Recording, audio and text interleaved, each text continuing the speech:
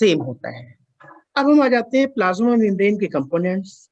तो जब हम प्लाज्मा मेम्ब्रेन के अपने कंपोनेंट्स की बात करते हैं तो प्लाज्मा मेम्ब्रेन के 3 मेन कंपोनेंट होते हैं। एक कंपोनेंट लिपिड, फिर प्रोटीन, और फिर थोड़ा सा अमाउंट कार्बोहाइड्रेट। ये 3 चीजें हैं, लिपिड, प्रोटीन एंड कार्बोहाइड्रेट। अब कार्बोहाइड्रेट की अगर हम बात करें तो कार्बोहाइड्रेट का अमाउंट सबसे कम है यहाँ पर। लिपिड का जो अमाउंट है वो वेरी कर रहा है 20 to 79%। प्रोटीन का अमाउंट वेरी कर रहा है 20 to 70%। कार्बोहाइड्रेट का अमाउंट वेरी कर रहा है 1 to 5%। ओवरऑल हम ये कह सकते हैं कि भाई सबसे कम अमाउंट जो है वो कार्बोहाइड्रेट का होता है। ओके, अब हम लिपिड की बात करें। अब एनसीईआरटी ने क्या लिखा? एनसीईआरटी ने लिखा कि जो भी लिपिड है वो सबसे अच्छा हाँ, एक मिनट, अब यहीं पर एनसीईआरटी की बात देखो बेटा, बार बार मैं एनसीईआरटी बोलता हूँ, जरूरी नहीं है कि यहाँ पर नोट्स में एनसीईआरटी की कुछ चीजें हों, लेकिन मोस्टली वही होती हैं। अब जब बार बार मैं एनसीईआरटी बोलता हूँ तो इसका मतलब ये हुआ कि अब यहाँ पर ये तो वेरी कर रहा है अमाउंट, लेकिन प्लाज्मा मेम्ब्रेन ऑफ आरबीसी की जब बात करी तो एनसीईआरटी ने उसका अमाउंट अपना दे दिया कि 52% क्या हो गई बेटा, प्रोटीन हो गई, प्लस 40% क्या हो गई, बचा कितना, 8%। ये वहां पर शुगर हो गई या कार्बोहाइड्रेट। ये तो एनसीईआरटी का आ गया। ऐसी वेरी कर रहा है, अमाउंट वेरी कर रहा है, तो आरबीसी की बात हो गई। यहीं पर अगर हम न्यूरॉन की बात करें, यहीं पर अगर हम न्यूरॉन की बात करें, न्यूरॉन की सेल होती है, न्यूरॉन की मेम्ब्रेन होती है, न्यूरॉन की मेम्ब्रेन में 20% प्रोटीन और करीब करीब 80% लिपिड होती है। कार्बोहाइड्रेट बहुत कम होता है क्योंकि डायरेक्ट न्यूरॉन के ऊपर एंटीजेनिक प्रॉपर्टी बहुत कम होती है शुगर वगैरह की, तो इस वजह से ओवरऑल न्यूरॉन में जो है वो प्रोटीन 20%, 80% लिपिड। तो दैट मीन्स कि अमाउंट वेरी नहीं कर रहा, कोई कांस्टेंट अमाउंट नहीं है कि भाई इतना ही प्रोटीन हो और इतनी ही लिपिड हो, they depends on different type of functioning. अब क्या हुआ, लिपिड एनसीईआरटी ने सिंपल लिख दिया कि भाई कौन सी लिपिड, फॉस्फोलिपिड, फॉस्फोलिपिड, या एक और नाम फॉस्फोग्लिसराइड, फॉस्फोग्लिसराइड।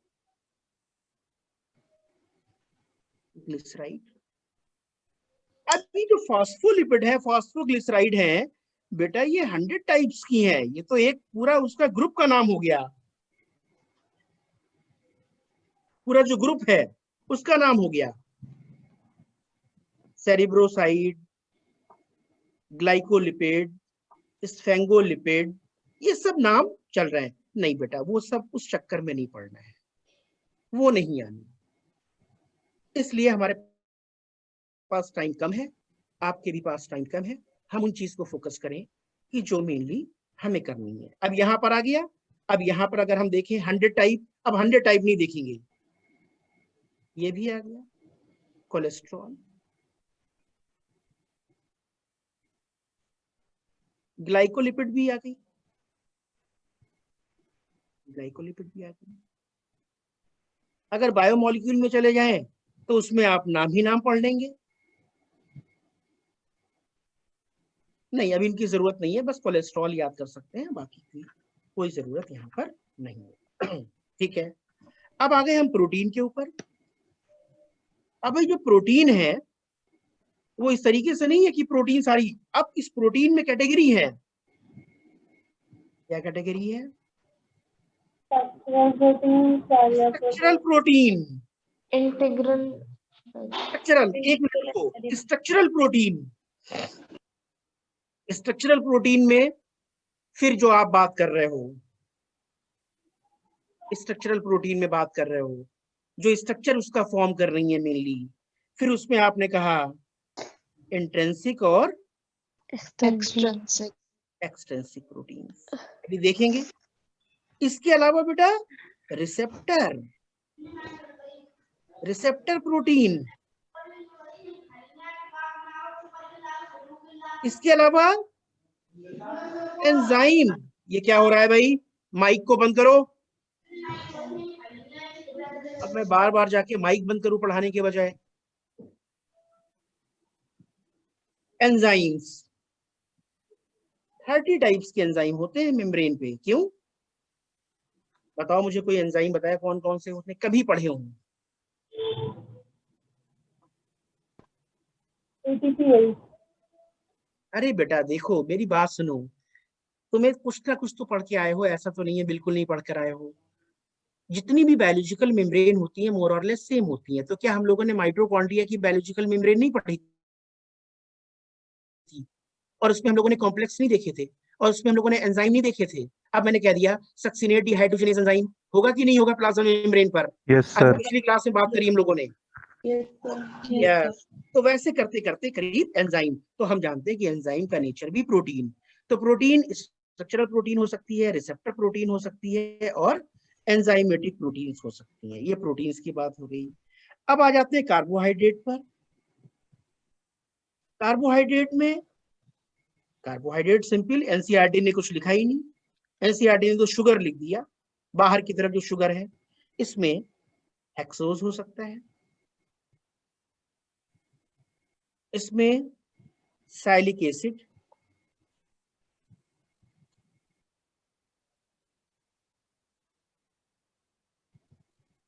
हेक्सोजमीन, ये सारे के सारे।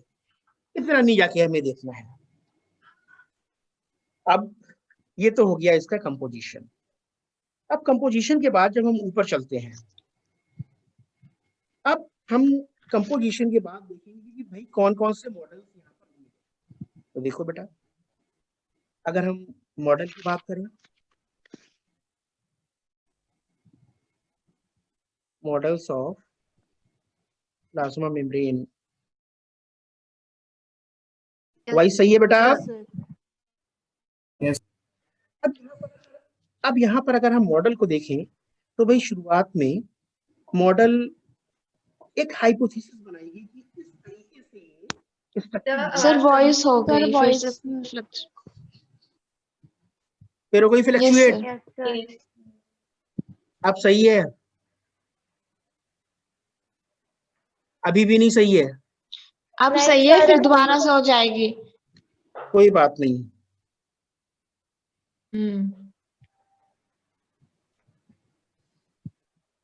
अब एक साइंटिस्ट का नाम आया, डेनेली।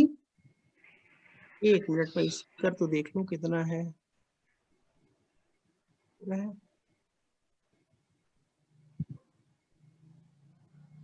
डेनेली एंड डेवसन। डेनेली एंड डेवसन का मॉडल क्या कहता है?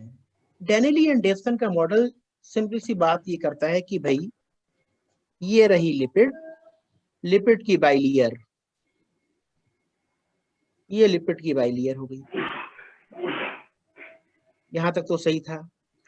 अब लिपिड की बाइलियर के बाद उन्होंने क्या किया कि भाई ये प्रोटीन लगा दी आउटर फेस पर भी, और ये प्रोटीन लगा दी इनर फेस पर भी। तो देखो बेटा, ये प्रोटीन, ये प्रोटीन, ये लिपिड, ये लिपिड, प्रोटीन PLLP। फिर क्या कहा? फिर कहा भाई जो थिकनेस है, जो ऊपर वाली यहाँ पर जो आपको थिकनेस दिखाई पड़ रही है, प्रोटीन वाली थिकनेस, क्या दिया? ये 20 एंगस्ट्रॉम की, ये 20 एंगस्ट्रॉम की, और ये लिपिड बाइलियर की थिकनेस 35 एंगस्ट्रॉम की, और टोटल प्लाज्मा मेम्ब्रेन की थिकनेस कितनी बन गई?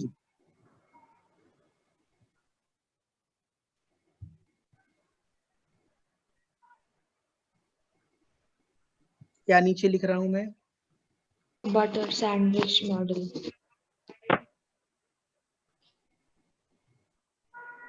बस कुछ भी नहीं याद करना है इसमें से, सिर्फ एक चीज, ये मॉडल प्रपोज नहीं हुआ, ये मॉडल फेल हो गया। क्योंकि प्रोटीन इस तरीके से नहीं लगी होती जैसे हम देख रहे हैं। प्रोटीन बीच में भी होती है, प्रोटीन बाहर भी होती है, सिंगर एंड निकोल्सन में आएंगे। लेकिन इन केस अगर क्वेश्चन यहां से बनता है कि अकॉर्डिंग टू ओल्ड हाइपोथेसिस या according to sandwich model, what is the sequence of protein and lipid, तो PLLP। What is the thickness of plasma membrane, 75 angstrom. बस 2 क्वेश्चन बने, हटा दो अब इसको, ये मॉडल फेल हो गया।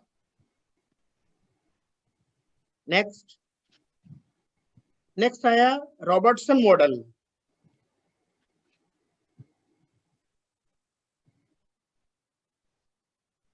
या इसी को नाम दे दिया unit membrane model.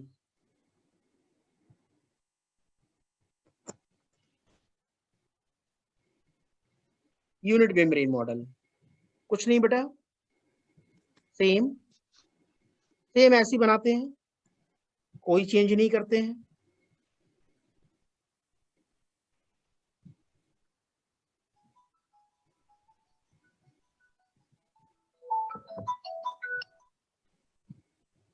Hello, hello Aditya, good morning. हाँ गुड मॉर्निंग। आदित्य जी, मेरा बेटा आकाश हैदराबाद में आपके यहाँ पढ़ता है for foundation classes, class 10। Class 10th में। हाँ जी, 10th में है और आपके यहाँ पर फाउंडेशन कोर्सेज चलते हैं ना जो, उसमें एनरोल्ड है। जी सर। हाँ जी, तो मैंने ना एक दो बार मैडम साई वाली मैडम से बात करी और आपका नंबर लिया था। Actually wanted to meet you for his future planning. Basically medical field का इंटरेस्ट है। सर मैं थोड़ा सा आपको रोकूंगा। एक्चुअली मैं अभी इस टाइम पर क्लासेस ले रहा हूँ सर। तो हम लोग जो है वो आई थिंक कि आफ्टर 2 आवर्स जो है वो हम लोग बात कर सकते हैं सर। ठीक है दीदी, आप सब ठीक है सर, ओके ओके।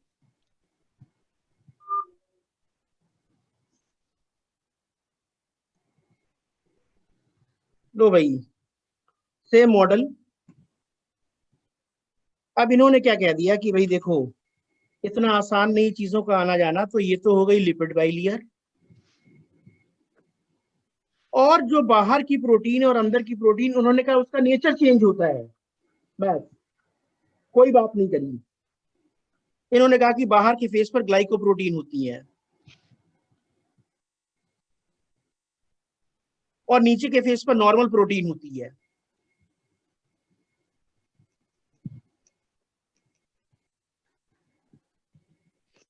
ग्लाइकोप्रोटीन बाहर के फेस पर, अंदर के फेस पर नॉर्मल प्रोटीन्स होती हैं। बस खत्म, बात हो गई। इससे ज्यादा हमें इन दोनों मॉडल में कुछ नहीं पढ़ना है। ये दोनों मॉडल फेल हो गए। दिया बाजपेयी। Yes sir. क्या कर रहे थे आप स्क्रीन पर? सर मैंने कुछ नहीं किया, वो एक्चुअली हाथ से स्लिप हो गया, sorry sir. Okay, glycoprotein and protein. अब हमें इन दोनों मॉडल में देखो, ध्यान दो, कुछ नहीं पढ़ना है, नाम पढ़ लेना है। इन केस कभी आ जाए, that is the GK based question. Unit membrane model proposed by Robertson, sandwich model proposed by Danielli and Davson. 2 question बने। तीसरा क्वेश्चन बना, what is the thickness of plasma membrane, 75 angstrom. खत्म, ये model fail हो गया। क्योंकि इस model ने जो एक डायनेमिक रोल होता है, जो डायनेमिक फंक्शनिंग होती है, उसको नहीं बता पाया। ठीक है, ये मॉडल फेल हो गया। अब जब ये मॉडल फेल हो गया, तो इसके बाद हम आते हैं मोज़ैक। सब स्पीकर वगैरह खोल के बैठते हैं, कोई मतलब ही नहीं है।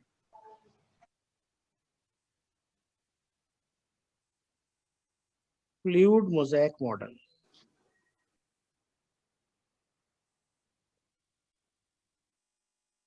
Fluid mosaic model. Fluid mosaic model क्या कहता है? फ्लूइड मोज़ैक मॉडल कहता है कि यार जो प्लाज्मा मेम्ब्रेन है वो कोई सॉलिड नहीं है और ना तो वो पूरी तरीके से फ्लूइड है। ये बेसिक सिंगर एंड निकोल्सन का था।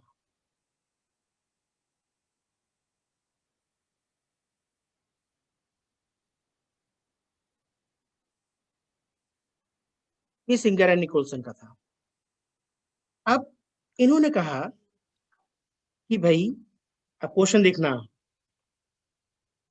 फ्लूइड मोज़ेक मॉडल कैसा है, किस नेचर का है?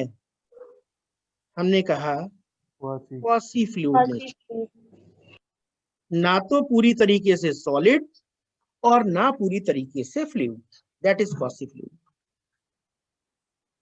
ये क्वासी फ्लूइड नेचर क्या प्रोवाइड कर रहा है, इसी की वजह से क्या चीजें आ रही हैं यार, क्वासी फ्लूइड नेचर की वजह से ही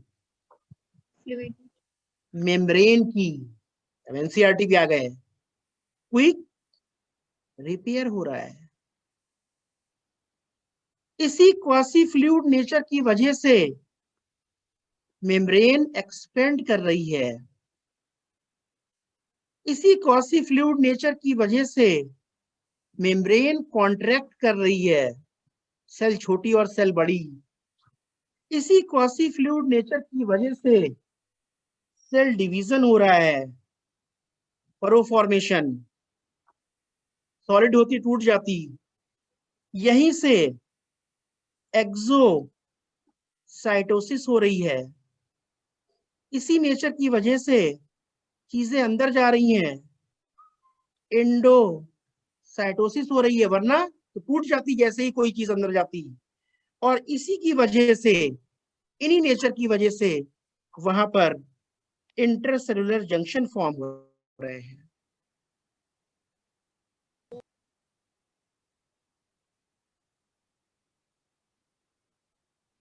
इसी क्वासी फ्लूइड नेचर की वजह से चीजें सिक्रीट होके बाहर आ रही हैं।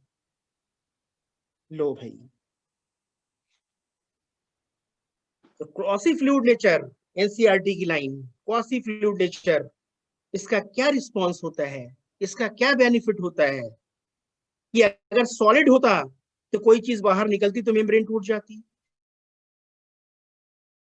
कोई चीज अंदर जाती तो मेम्ब्रेन टूट जाती, सेल एक्सपेंड होती तो मेम्ब्रेन टूट जाती, सेल कांटेक्ट होती तो मेम्ब्रेन टूट जाती। लेकिन क्वासी फ्लूइड नेचर ना तो पूरी तरीके से फ्लूइड है और ना पूरी तरीके से सॉलिड है। तो क्यों ऐसा है, ऐसा क्यों हुआ, इसको देखते हैं। ऐसा इसलिए हुआ, excuse me sir, semi yes, permeable nature of membrane भी इसी के कारण होता है। सेमी परमिएबल मेम्ब्रेन नेचर इसकी वजह से नहीं होता है, उसमें मौजूद प्रोटीन की वजह से होता है। और सेल मेम्ब्रेन जो होती है वो सेमी परमिएबल नहीं होती है, वो सेलेक्टिवली परमिएबल होती है।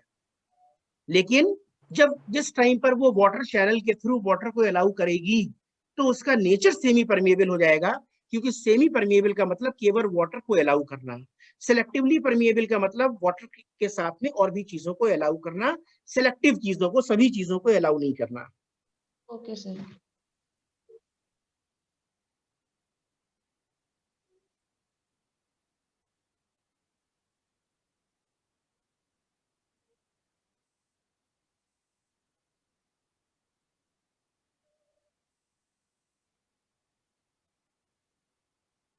एनसीईआरटी पढ़ना सीखो, सिलेक्शन नहीं इसलिए हुआ कि एनसीईआरटी में पढ़नी नहीं आती थी बस,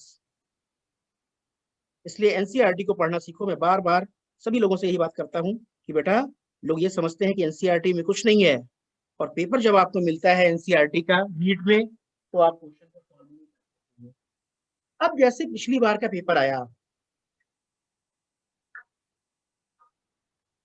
सर आवाज नहीं आ रही है।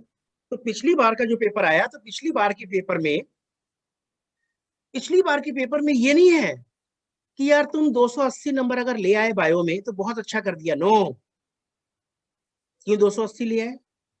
एक एक क्वेश्चन एनसीईआरटी का था। 280 नंबर से क्या मतलब है बेटा कि आप सोचो कि नहीं मेरे तो 360 में 280 आ गए ना, 280 से कोई मतलब नहीं, 300 से कोई मतलब नहीं। जब तुम्हारे पास एक बुक है, जब तुम्हारे पास एक किताब है और उसी बुक से सारी चीजें आनी है, छोटे छोटे क्वेश्चन आने हैं, क्यों हम पढ़ें बेकार की चीजों को? बहुत सिंपल वे में मैं बात करता हूँ बेटा। मैं अपने आप को ये नहीं दिखाऊंगा कि मुझे प्लाज्मा मेम्ब्रेन में कितना आता है ना, मुझे नहीं दिखाने की जरूरत है कि मुझे प्लाज्मा मेम्ब्रेन में कितना आता है। तुम सीखो कि तुम्हें प्लाज्मा मेम्ब्रेन में इतना आ जाए जितना एनसीईआरटी में दिया है, ताकि तुम क्वेश्चन वहां पे सही कर लो जाके। दैट्स इनफ, क्योंकि प्लाज्मा मेम्ब्रेन पढ़ने में तो पूरी एक बुक है। हम प्लाज्मा मेम्ब्रेन बुक से पढ़ेंगे? बिल्कुल नहीं पढ़ेंगे।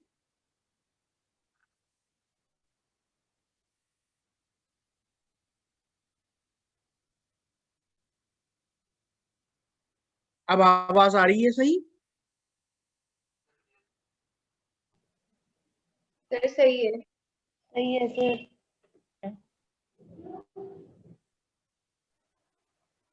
आज फर्स्ट टाइम आपके बैच में सभी लोग कह रहे हैं कि मेरी आवाज कट रही है। मे बी पॉसिबल कि जूम के थ्रू हो सकता है, क्योंकि अभी तक मैं पूरी क्लासेस लेता हूं बेटा पिछले 6 महीने से, 4 महीने से MS टीम के थ्रू, तो उसमें एक बार भी ये इशू नहीं आया कि आवाज कट रही। तो हो सकता है कभी कभी सॉफ्टवेयर में भी प्रॉब्लम होती है कि जूम का जो सॉफ्टवेयर है उसका स्पीकर कैसा है, वो कैसा ले रहा है। क्योंकि यहाँ पर स्पीड जब मैं चेक कर रहा हूँ तो बेटा मेरी स्पीड तो पूरी आ रही है 120, स्पीड में तो कोई प्रॉब्लम नहीं है। एक बार इसको सर्च कर लूंगा क्यों कट रही है, देख। अब देखो बेटा मैंने डायग्राम बना दिया, नजर आ गया डायग्राम?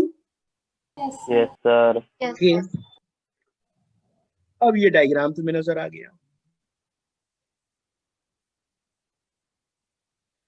अब सुनो, ये तो हो गया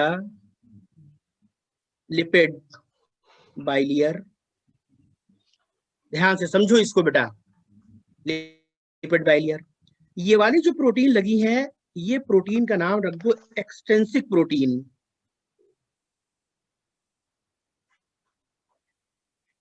ये बाहर की सरफेस है, ये बाहर की सरफेस है आउटर, ये अंदर की है इनर, और इनर की तरफ ही क्या होता है?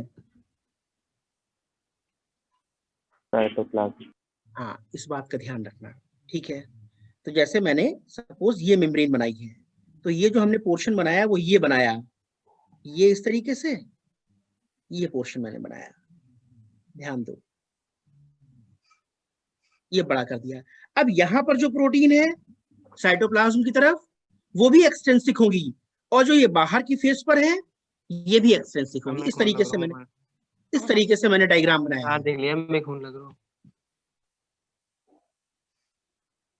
अब ध्यान दो, एक्सटेंसिक प्रोटीन दोनों, ये भी extrinsic protein.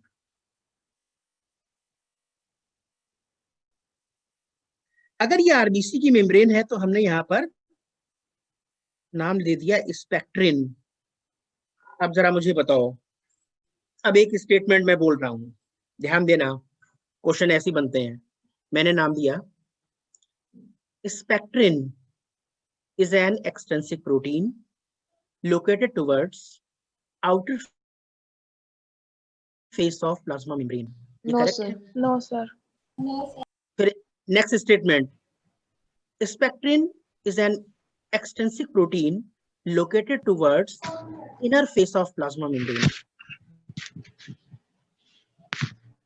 Yes yes sir, सही है सर। अरे बेटा माइक बंद करके रखो यार। अब होता क्या है, दिमाग में क्या चलता है? दिमाग में चलता है अच्छा अंदर की तरफ है तो इंट्रेंसिक होगी। नो, इंट्रेंसिक नहीं होगी, चाहे वो बाहर के फेस पर हो चाहे अंदर के फेस पर हो, वो दोनों एक्सटेंसिक प्रोटीन होगी।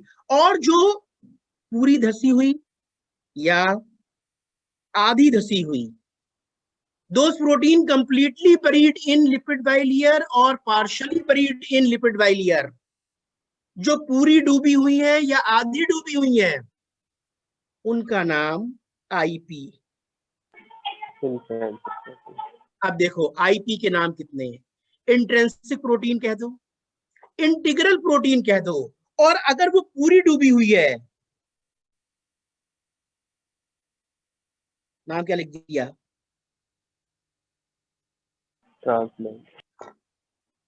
Transmembrane protein.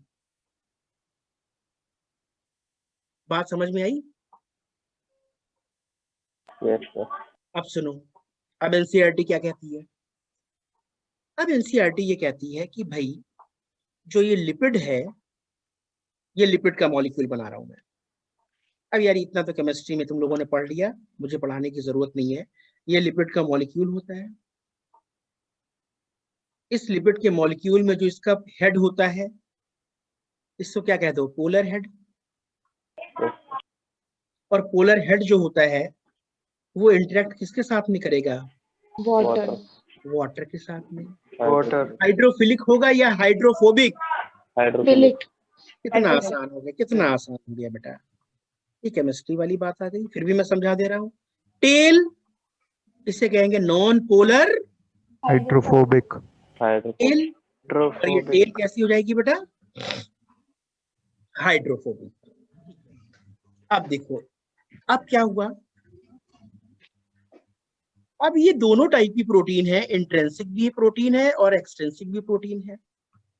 अब इंट्रिंसिक प्रोटीन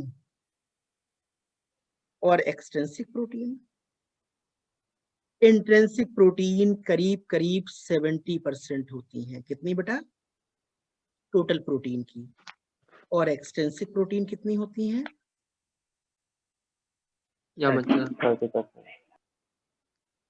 बेटा ये जो इंट्रिंसिक प्रोटीन है वो आसानी से बाहर नहीं निकल पाती हैं। अगर हमें मेम्ब्रेन से ये प्रोटीन्स निकालनी है इंट्रिंसिक प्रोटीन, तो हमें क्रूड मेथड ट्रीटमेंट करना पड़ेगा। जैसे कि जब हमारे डिटर्जेंट लाइक चीजों का यूज करना पड़ेगा, तब जाकर ये प्रोटीन उस लिपिड से बाहर निकल पाएंगे। जब लिपिड जो है, लिपिड की जो लेयर होगी वो पूरी टूट जाएगी, तभी ये मेम्ब्रेन, तभी इंट्रिंसिक प्रोटीन जो है वो बाहर निकल पाती है। तो ये आसानी से रिमूव नहीं होती है, जबकि बाहर वाली प्रोटीन आसानी से रिमूव हो सकती है क्योंकि वो मेम्ब्रेन के बीच में फंसी नहीं होती है। नेक्स्ट थिंग, अब क्या होगा बेटा? जो लिपिड है, अब जरा देखना, अब एनसीईआरटी को फिर फॉलो करेंगे हम लोग। अब जो लिपिड के मॉलिक्यूल है, वो ये लिपिड का मॉलिक्यूल कूद के इधर, ये लिपिड का मॉलिक्यूल कूद के इधर, ये लिपिड का मॉलिक्यूल कूद के इधर, ये लिपिड का मॉलिक्यूल कूद के इधर। लिपिड के मॉलिक्यूल इधर उधर कूदते रहते हैं। क्या नाम दे दिया? मूवमेंट। अब क्वेश्चन देखना, flip flop movement of protein या flip flop movement of lipid? Lipid. जब बेटा ये लिपिड के मॉलिक्यूल इधर उधर कूदेंगे, तो इनके कूदने से जो प्रोटीन है वो भी तो मूव करेगी। Yes sir. अब देखो एनसीईआरटी ने क्या लिख दिया। एनसीईआरटी की लाइन क्या है? एनसीईआरटी कहती है मूवमेंट। हाँ, कि लेटरल मूवमेंट ऑफ लिपिड नहीं, लेटरल मूवमेंट ऑफ प्रोटीन। यही तो क्वेश्चन बनता है, यही तो क्वेश्चन बनता है, लेटरल मूवमेंट ऑफ लिपिड या लेटरल मूवमेंट ऑफ प्रोटीन। अब क्या हुआ? एनसीईआरटी ने फ्लिप फ्लॉप टर्म नहीं लिखा। सब्जी अब्जी सबकी आवाजें आ रही हैं। अब उसने क्वेश्चन लिखा, उसने कहा कि भाई लिपिड के मॉलिक्यूल उछल कूद करते हैं, फ्लिप फ्लॉप मूवमेंट करते हैं, जिनकी वजह से प्रोटीन जो है लेटरल मूवमेंट कर रही है। अब सुनो, इसको दूसरे ढंग से कैसे कहें? इसको दूसरा ढंग कैसे है?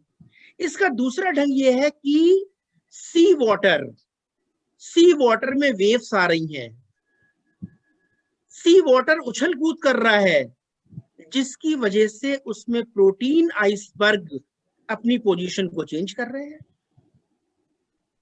होता है कि नहीं होता है? बताओ। सी वाटर में वेव्स आएंगी तेज से, तो जो प्रोटीन आइसबर्ग जो फ्लोट करने वाली है वो इधर से उधर नहीं हो जाएगी बेटा? Yes sir. Yes sir.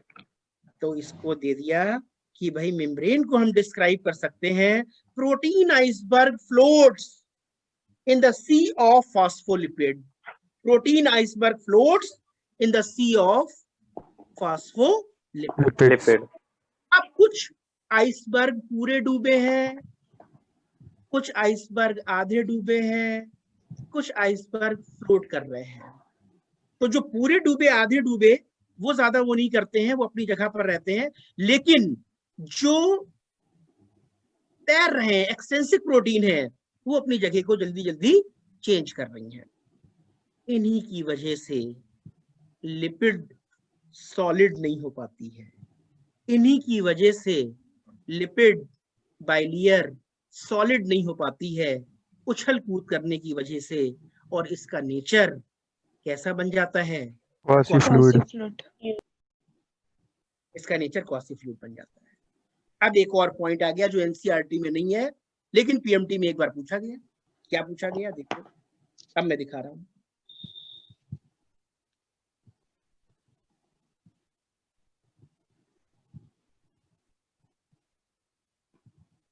जरा देखना,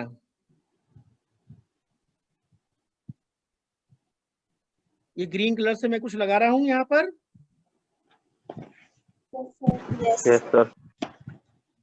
हमने कह दिया ये कोलेस्ट्रॉल है।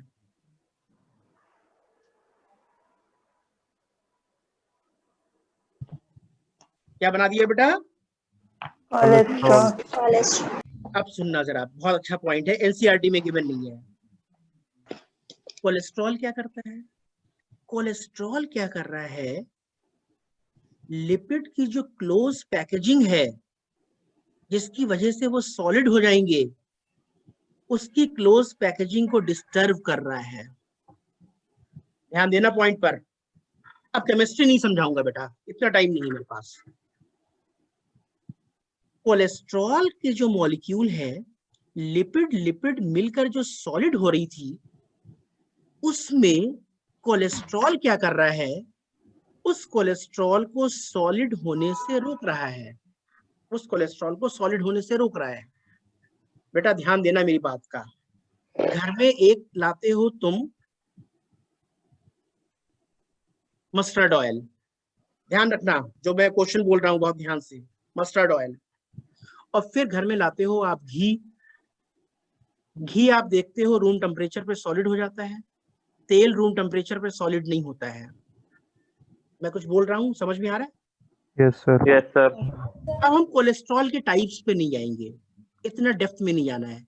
हाँ, इतना देखना है कि एक जो है तो लिपिड दोनों बेटा। देखो, जो तेल लाए हो वो भी लिपिड है और जो घी लाए हो वो भी लिपिड है, दोनों लिपिड है कि नहीं है?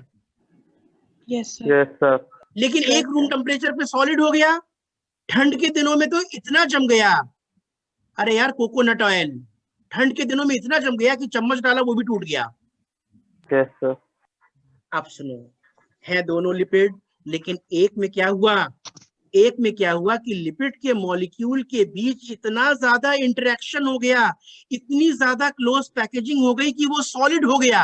इतना सॉलिड हो गया कि उसको अलग करने के लिए धूप में रखना पड़ रहा है या गर्म करना पड़ रहा है। लेकिन ऑयल में तो ऐसा नहीं हुआ था ना, मस्टर्ड ऑयल में यस सर। ठंड के दिनों में भी नहीं जम रहा है ना? Yes yes sir. अब यहाँ पर सेम केस मेम्ब्रेन में कोलेस्ट्रॉल जो है, अगर कोलेस्ट्रॉल के मॉलिक्यूल हट जाएं तो कोलेस्ट्रॉल के मॉलिक्यूल हटते ही ये जो लिपिड बाइलियर तुम देख रहे हो ना, इनके मॉलिक्यूल क्लोज पैकेजिंग कर लेंगे और मेम्ब्रेन हो जाएगी सॉलिड, मेम्ब्रेन सॉलिड हो जाएगी। तो कोलेस्ट्रॉल क्या करता है कि जो लिपिड बाइलियर है या लिपिड के जो मॉलिक्यूल जो हमें दिखाई पड़ रहे हैं, इनकी पैकेजिंग को डिस्टर्ब करता है ताकि ये क्लोज पैकेजिंग ना कर पाए और उसका नेचर भी क्या रहे? क्वासी फ्लूइड नेचर रहे। सेकेंड थिंग एक बताता हूं, सपोज आप अपना ब्लड टेस्ट कराते हैं, तुमने काफी बार पढ़ा होगा कि कोलेस्ट्रॉल ज्यादा हो गया, ठीक है, ये तो तुम्हें आया। और कोलेस्ट्रॉल ज्यादा नहीं होना चाहिए, कोलेस्ट्रॉल ज्यादा होने से ये प्रॉब्लम हो गई, वो प्रॉब्लम हो गई, दैट्स डिफरेंट थिंग। कोलेस्ट्रॉल ज्यादा हुआ है या क्या चीज ज्यादा हुई, ट्राइग्लिसराइड, वो आगे डॉक्टर के पास जाएंगे और फिर वो उनको एनालिसिस करेगा। लेकिन आप लोगों ने ये नहीं कभी सुना होगा कि कोलेस्ट्रॉल की कमी की वजह से भी हार्ट अटैक पड़ते हैं। कोलेस्ट्रॉल की कमी हो गई, बिल्कुल दुबला पतला आदमी हो गया, उसको भी हार्ट अटैक पड़ जाता है, कार्डियक अरेस्ट पड़ जाता है। क्यों? सुनो, अब जरा ध्यान देना, कोलेस्ट्रॉल नहीं है, बिल्कुल बाहर पेपर में पढ़ा कोलेस्ट्रॉल होने से मोटे हो जाते हैं, डाइटिंग करने लगे, कोलेस्ट्रॉल ले ही नहीं रहे हैं, तेल ले ही नहीं रहे हैं। बिल्कुल हवा हवाई हो गए, मॉडलिंग करनी है। इसी मॉडलिंग के चलते WHO की रिपोर्ट है, इसी मॉडलिंग के चलते अकेले चाइना में 5 लाख टीनेजर्स को अटैक आता है और वो मर जाते हैं। क्यों? अब सुनो, कोलेस्ट्रॉल छोड़ दिया। कोलेस्ट्रॉल क्या कर रहा था? तेल खाना छोड़ दिया। कोलेस्ट्रॉल क्या कर रहा था बेटा? जो Fluidity maintain. बाइलियर की पैकेजिंग है उसको डिस्टर्ब कर रहा था ना। नेचर अब सुनो, अब कोलेस्ट्रॉल बिल्कुल नहीं लिया है, मेम्ब्रेन का नेचर कैसा हो गया? Solid. Very good. सॉलिड अब सुनो, सॉलिड नेचर हो गया। अब पूरी बॉडी की सेल पर मेम्ब्रेन का नेचर सॉलिड हो गया तो ज्यादा फर्क नहीं पड़ रहा है। लेकिन आप एज्यूम करो हार्ट भी तो सेल का बना हुआ है। यस सर Yes, सुनो, sir. ठीक है, सेल का बना हुआ है। अब उस हार्ट के स्ट्रक्चर में जो सेल है उसका नेचर सॉलिड हो चुका है, या ब्लड वेसल्स की जो एंडोथेलियल मेम्ब्रेन है उसका नेचर सॉलिड हो चुका है। अब क्या हुआ कि आपने दौड़ना शुरू किया, दौड़ते दौड़ते ब्लड का प्रेशर बढ़ा, और जैसे ही ब्लड का प्रेशर बढ़ा तो बेटा हर चीज सेल की बनी हुई है ना। हमारी ब्लड वेसल्स भी किसकी बनी हुई है? Cell. सेल की बनी हुई है। अब अभी मैंने लिखवाया कॉन्ट्रैक्शन, एक्सपेंडेशन, लिखवाया कि नहीं लिखवाया? कॉन्स्टिट्यूटिव नेचर की वजह से। Yes, अब sir. जब प्रेशर बढ़ा, तो जब प्रेशर बढ़ा तो वो तो बन चुकी थी क्या? सॉलिड। और सॉलिड बनते ही क्या हुआ? Total. टूट गई। क्या टूट गई? या तो कोरोनरी आर्टरी टूट गई, या तो पल्मोनरी वेन टूट गई, या पल्मोनरी आर्टरी टूट गई, या हार्ट की जो वेसल्स थी अंदर की वो टूट गई। बस कोलैप्स हो गया हार्ट, डेथ हो गई। तो कोलेस्ट्रॉल जो है वो क्लोज पैकेजिंग एनसीईआरटी में नहीं दिया हुआ है। तो देखो ध्यान दो, एनसीईआरटी में दिया हुआ है कि जो फ्लूइडिटी लेकर आ रहा है वो लिपिड बाइलियर में फ्लिप फ्लॉप मूवमेंट हो रहा है, और प्रोटीन जो आइसबर्ग है या प्रोटीन जो है उसका लैटरल मूवमेंट हो रहा है। सेकंड पॉइंट मैंने आपको बताया, कोलेस्ट्रॉल जो है, कोलेस्ट्रॉल भी क्या कर रहा है?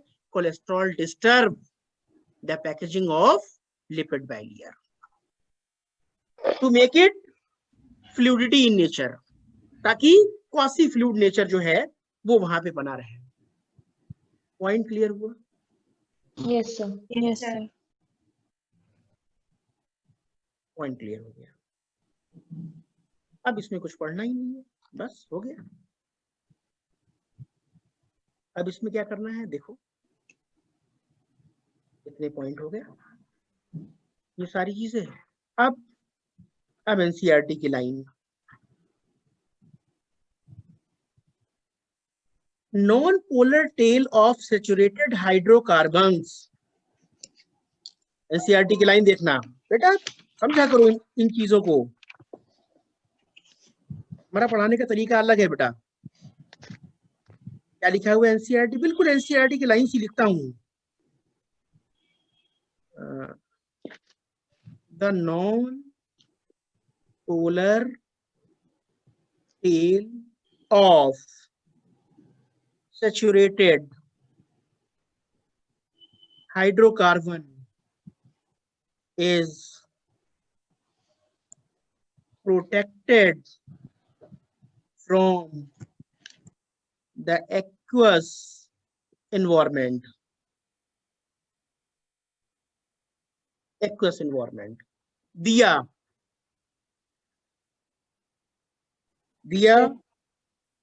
हाँ, आप क्वेश्चन को देखो बेटा। अब ये लाइन आ गई। अब दिया क्या होता है? The non polar tail of unsaturated. अब ये बेटा कंफ्यूजन होता है कि हमने अनसेचुरेटेड पढ़ा था या सेचुरेटेड। बस एक क्वेश्चन गलत करके आ गए।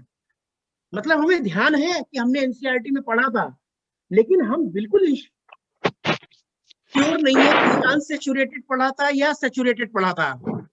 इसलिए मैं कहता हूँ एनसीईआरटी की लाइन, सिंपल सी चीज जो तुमने पढ़ी थी, -5 करके चले आए। तो इसलिए ध्यान दो क्या दिया हुआ है, द नॉन पोलर टेल। अब सुनो, बात किसकी हो रही है? इसकी हो रही है, टेल की। टेल क्या है? हाइड्रोफिलिक या हाइड्रोफोबिक? Phobic hydrophobic. क्लियर हुआ point? Yes, sir. The non-polar tail of saturated hydrocarbon is protected from the aqueous environment. दिया क्या कहना चाह रहा है ये स्टेटमेंट?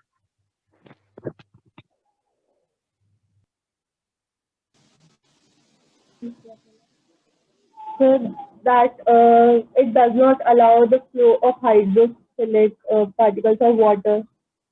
कोई और बताए?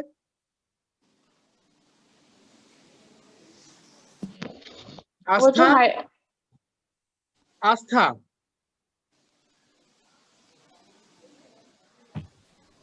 सर जो टेल है वो जो समझ में आ रहा है बताओ बेटा, तुम पढ़ने के लिए आए हो, नहीं आएगा तो मैं बताऊंगा।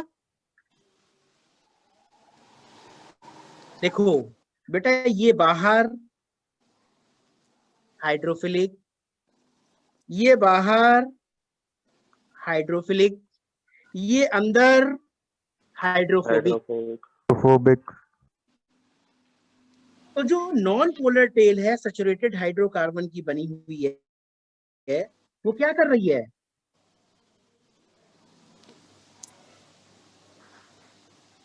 क्या लिखा है एनसीईआरटी में? Is protected from the aqueous environment.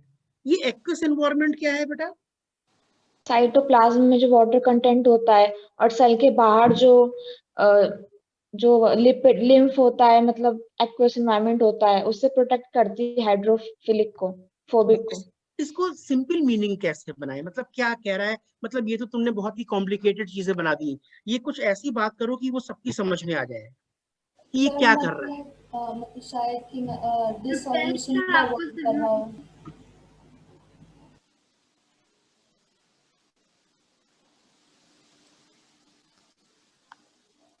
Sir जो नॉन पोलर टेल है वो जो पोलर बाहर पोलर स्ट्रक्चर है वो पोलर नॉन पोलर को प्रोटेक्ट कर रहा है।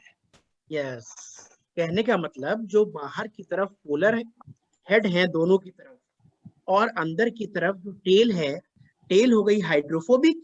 क्या हाइड्रोफोबिक तक पानी यहाँ पर बड़ी आसानी से अटैच कर जाएगा, इंटरेक्ट कर जाएगा? नो, नहीं No, sir. ये चीज कहना चाह रहा है, ताकि कोई भी चीज इस तरीके से आना जाना ना शुरू हो जाए कि कोई भी चीज अंदर की तरफ आना शुरू हो जाए कि किस तरह से वो सेलेक्टिवली परमिएबल होता है, डिफरेंशियली परमिएबल होता है। यस बेटा। Good morning sir. दीपाली बेटा, मैं क्लास में हूँ अभी। Okay sir. ठीक है, सर थोड़ी आप कब तक फ्री हो जाओगे? इसमें आज आना तो बेटा मैं आज 12:30 पे फ्री हूँगा, लेकिन फिर हमारी क्लासेस हैं शाम को भी हैं बेटा।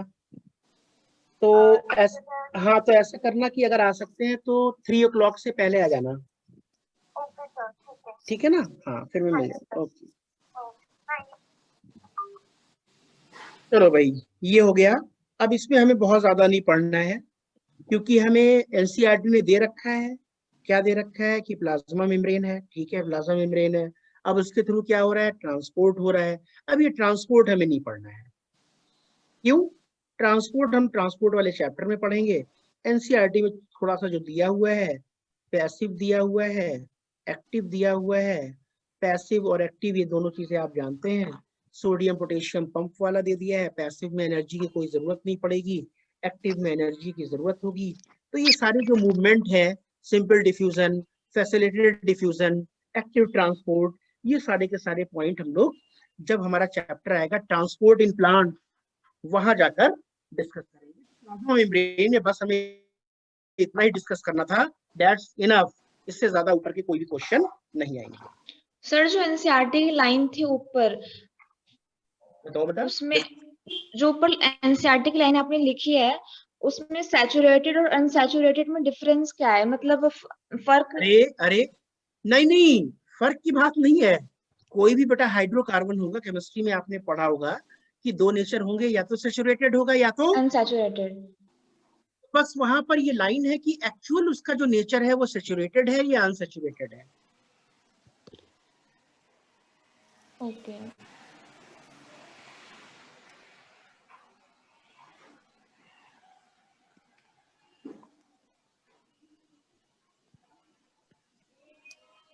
ओके,